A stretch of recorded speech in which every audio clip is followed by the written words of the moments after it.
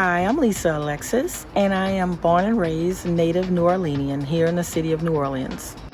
Inspirational figures in my family, I will go right to my mom and my grandmother. So I'll start with the grandmothers. The grandmothers were just so loving. Our grandmothers took time to tell us stories. My grandmothers introduced us to theater and introduced us to opera. So I just love my grandmothers because they, spoil us, give us what we want, and we go home and just say that we behaved so well that, we didn't have any candy and all. So I love the grandmothers and miss them dearly.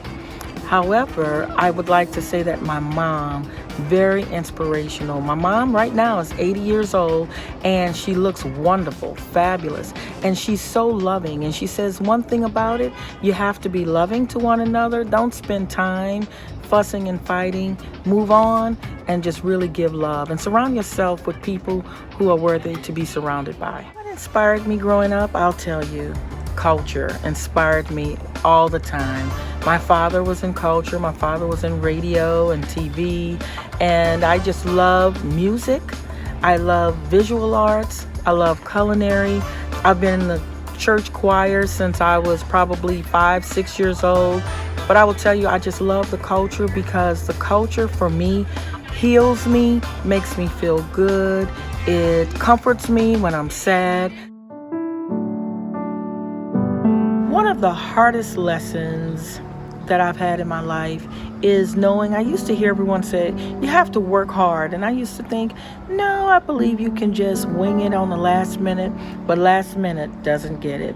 You really need to take the time to be creative and to think about what you really want in life. And when you start thinking in that way and really focused and planning, you will find that any and everything that you pursue does bring you a step forward. So I encourage everyone not to spend time lamenting on what didn't happen and what was, but really take your life seriously with the time that you have and move forward and go after everything that you can think of and desire. What I'd like to see in the future for New Orleans and our young people of the city of New Orleans is opportunity, access, and the freedom to be who you are, the freedom to think, the freedom to just dream, and having exposure to all of our cultural organizations, all of our cultural entities and sectors, so that a child has a chance to really explore and think of what you like to be. So in order to do that, it must be done by offering and opening up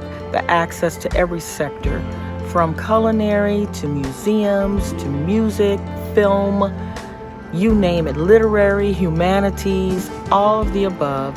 We have to take the time to train and educate our youth as well. So I ask everyone here and now, take a moment to give a youth some love, to show them that you care, and show them that they matter so that they'll want to become something great in life in the future.